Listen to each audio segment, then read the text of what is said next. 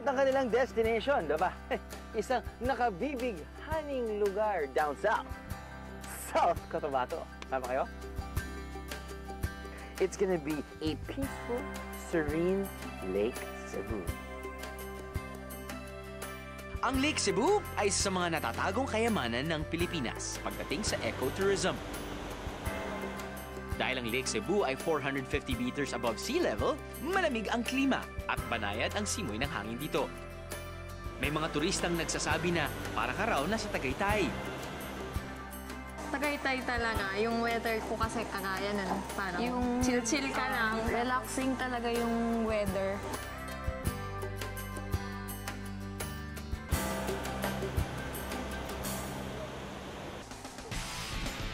Hello, good afternoon. Welcome to Lake Cebu. I'm Roy. Siguro na ano niyo yung klima dito, parang malamig. Ang klima dito is 20 to 23 degrees Celsius. That's why Lake Cebu is the summer capital of South Central Mindanao. So magpunta tayo doon sa lands ninyo kasi alam ko hindi pa kayo nakalands. Ito po yung chicharon tilapia. Natural na vegetable na andito is yung fern.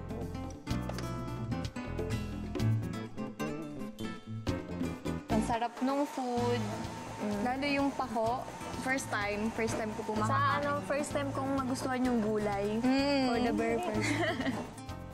Warriors, tandaan nyo kung anong kakainin nyo ngayon, okay?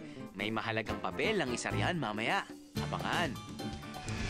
Ang first stop ng ating Warriors, the majestic Seven Falls. Alam nyo ba na ang tubig nito ay nagmumula pa sa Lake Cebu?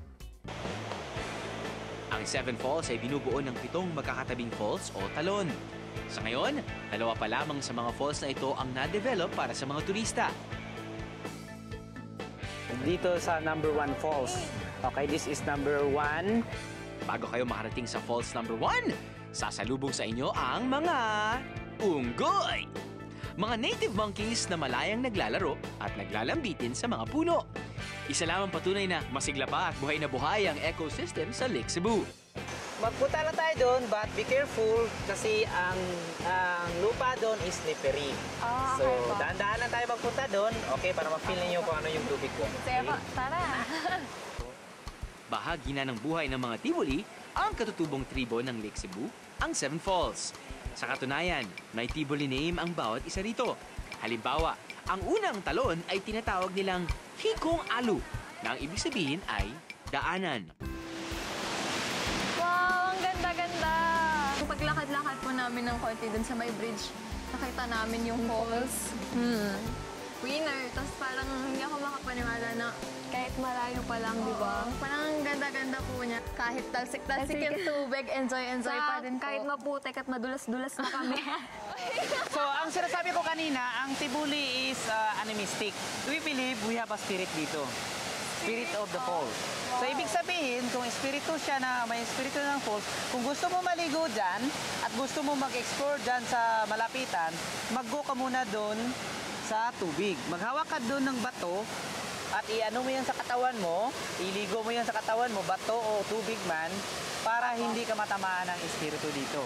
Okay, that's why, kung kami magligo, parang free kami. Wala nang worries na baka may espiritu dito. Parang nagrespeto lang kami sa spirit of the falls. As respect lang po, yung water.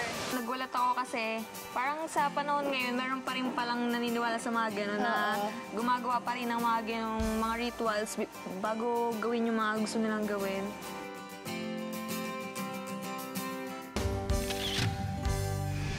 At dito rin matatagpuan ang sinasabi nilang pinakamataas na zipline sa buong Pilipinas. Exciting! Oo, ayun na. Hindi ka na makakatanggi eh.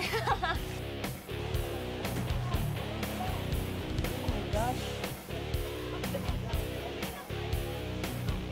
May taas 200 meters above the ground at may habang halos 800 meters ang zipline. Mula rito, tanaw na tanaw mo ang kagandahan ng mga Seven Falls.